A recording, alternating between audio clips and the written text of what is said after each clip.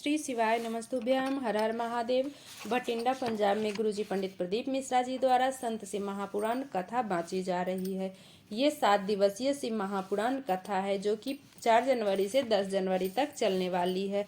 ये कथा आप आस्था चैनल यूट्यूब के माध्यम से देख सकते हैं। आज की कथा बहुत ही रोचक जानकारियों से भरपूर थी, जिसमें गुरुजी ने कुछ पत्र पढ़े और मनोबल बढ़ाने वाले और उनके माध्यम से कुछ उपायों की जानकारियां दिए हैं। गुरुजी की जो अगली कथा है वो कैंसिल हो गई है। कौन सी कथा कैंसिल हो गई है और अब कहाँ पे कथा होने वाली है, उसकी पूरी जानकारी आपको इसी वीडियो के माध्यम से प्राप्त होने वाली है।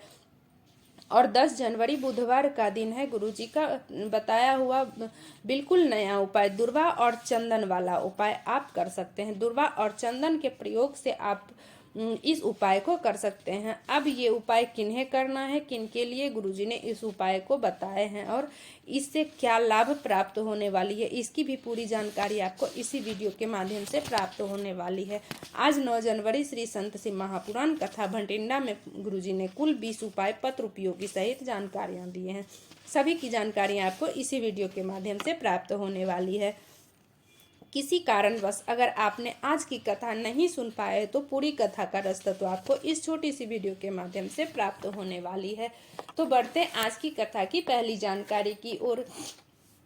माघ माह के पहले की जो 2 शिवरात्रि आती है, जनवरी की शिवरात्रि और फरवरी की शिवरात्रि, जिसमें से आज पहली शिवरात्रि है और पहली शिवरात्रि है तो और पहली शिवरात्रि दूसरी शिवरात्रि में हम जितना दान पुण्य करते हैं उसका फल उतना गहरा महादेव हमें तीसरी शिवरात्रि जो कि माघ माह में मतलब मार्च के महीने में आने वाली है उसमें प्रदान कर देते हैं। तो आज की जो शिवरात्रि है और जो फरवरी में आने वाली शिवरात्रि हो उसका बहुत ही महत्व है। आज की कथा में गुरुजी ने बताया है कि बढ़ते हैं आज की कथा की अगली जानकारी की। और गुरुजी ने बताया, गुरु नानक जी कहते थे, जब तक आप किसी व्यक्ति से ना मिले तब तक आपको उसकी निंदा नहीं करनी चाहिए।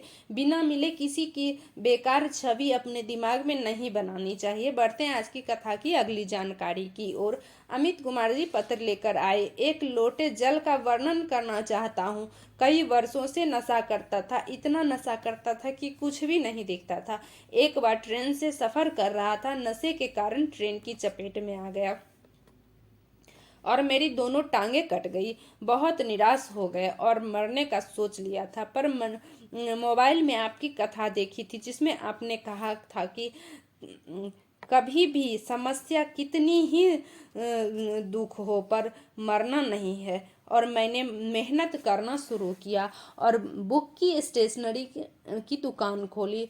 चल नहीं रही थी, निराश हो गए थे। मैंने कहा, सीहोर वाला महाराज और शिव महापुराण झूठ नहीं हो सकता। हम अपने मेहनत की और स्टेशनरी भी चलने लगी। भगवान ने हमें सब प्रदान कर दिए, उसी का आभार व्यक्त करने कथा पंडाल में आए हैं।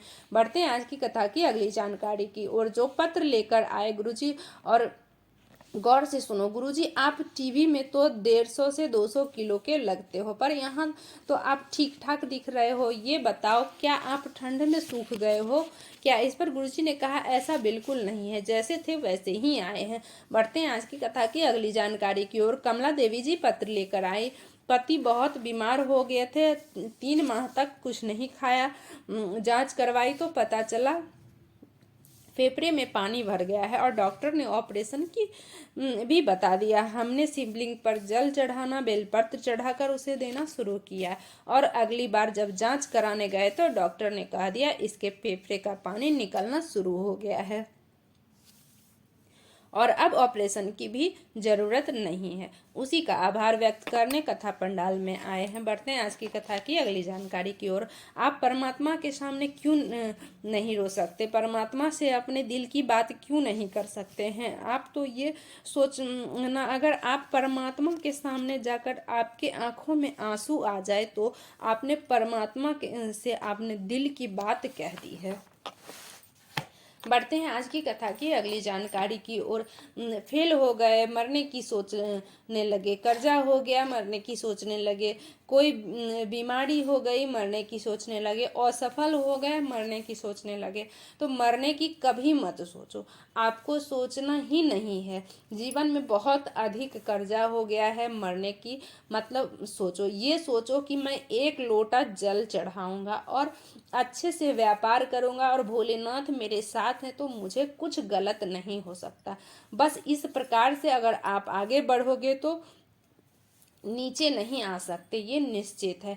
क्योंकि अगर दुख आया है तो सुख भी जरूर आएगा, इस बात का आपको ध्यान रखना है। तो बढ़ते हैं आज की कथा की अगली जानकारी की ओर। क्रोध में बहुत अकल होती है, वो हमेशा तब आता है जब सामने कमजोर व्यक्ति होता है जो आपके क्रोध को सहन कर ले। बढ़ते हैं आज की कथा की अगली जानकारी की ओर। कैंची और सुई में किसकी ज्यादा कीमत है? कैंची को कार्य करने के बाद कहीं पे भी रख दिया जाता है, जबकि सुई को संभाल कर रखा जाता है। जबकि सुई 1 या 2 रुपए में आ जाती है। ऐसा इसलिए है क्योंकि कैंची टुकड़े करने का कार्य करती है और सुई जोड़ने का कार्य करती है, और जो जोड़ने का कार्य करता है उसकी कीमत स्वयं बढ़ जाती है। उसी तरह जो संसार में लोगों का मनोबल बढ़ाता है, बीमारी हो गई है, कर्जा बढ़ गया है, तो भगवान को एक लोटा जल चढ़ाने को कहता है, मेहनत करने को कहता है। जो समाज और परिवार को जोड़ने का कार्य करता है उसकी कीमत बढ़ती है, तो बढ़ जाती है। बढ़ते हैं आज की कथा की अगली जानकारी की ओर। 16 जनवरी को होने वाली मुंबई की कथा कैंसिल हो गई है और ये कथा अब महाराष्ट्र के 40 गांव में होगी।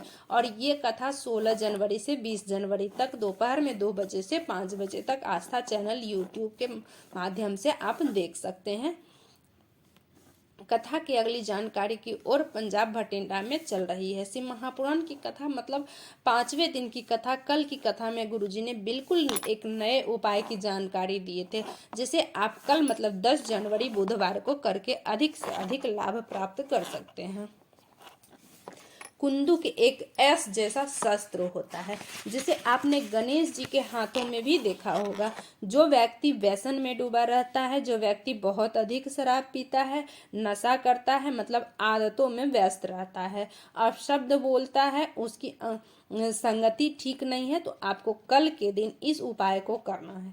कल 10 जनवरी बुधवार के दिन आपको इस उपाय को करना है। सुबह के समय आपको इस उपाय को कर सकते हैं। बस आपको 7 दुर्वा लेनी है और दुर्वा के पिछले भाग में आपको डंठल में, मतलब जहां से दुर्वा उगती है उसके नीचे साइड में, जड़ साइड में आपको लाल चंदन लगाकर गणेश जी को कुंदकेश्वर महादेव के नाम से अर्पित कर देना है। मतलब जो आपने 7 दुर्वा लिए हैं उसमें पीछे के भाग में लाल चंदन लगा लेना है। 7 दुर्वा में आपको लाल चंदन लगा के गणेश जी को कुंदकेश्वर महादेव के नाम से अर्पित कर देना है। आप गणेश मंदिर में भी अर्पित कर सकते हो या फिर शिव मंदिर में भी जाकर, जहाँ गणेश जी विराजमान होते हैं वहां पर भी अर्पित कर सकते हो। आपको कुंदकेश्वर महादेव के नाम से उन 7 दुर्वा को गणेश जी को अर्पित कर सकते हैं, अर्पित कर देना है। जब 7 दुर्वा आप गणेश जी को अर्पित कर देंगे उसके बाद आपको चंद्र गणेश के नाम का स्मरण करना है। ध्यान रखें, चंद्र गणेश के नाम से स्मरण करना है। ध्यान से सुनिएगा, जब दुर्वा आप चढ़ाएंगे तब आपको कुंदकेश्वर महादेव का नाम का स्मरण करना है और चढ़ाने के बाद आपको चंद्र गणेश के नाम का स्मरण करना है। और इसके बाद आपको एक दुर्वा औषधि के रूप में प्राप्त कर ले आना है। मतलब गणेश जी को 7 दुर्वा जो आपने अर्पित कर दी है, इसके बाद चंद्र गणेश का नाम लेने के बाद आपको एक दुर्वा औषधि के रूप में प्राप्त कर लेना है और उस व्यक्ति को दें। जो व्यक्ति व्यसन में डूबा हुआ है, शराब पीता है, गलत संगत में रहता है, अपशब्द बोलता हो, घर में ठीक से नहीं रहता हो, उस व्यक्ति को आपको सुबह के समय खिला देना है। यदि वो ऐसा नहीं खाते हैं तो उसे भोजन में मिलाकर दे सकते हैं, वो नशे से स्वयं दूर हो जाएगा। आज के उपाय को लेकर अगर आपके मन में कोई सवाल है तो आप कमेंट बॉक्स के जरिए आप हमसे पूछ सकते हैं। मेरी वीडियो कैसी लगी ये बताने के लिए कमेंट बॉक्स में ओम नमः शिवाय या श्री शिवाय नमस्तुभ्यम जरूर लिखिएगा। आपकी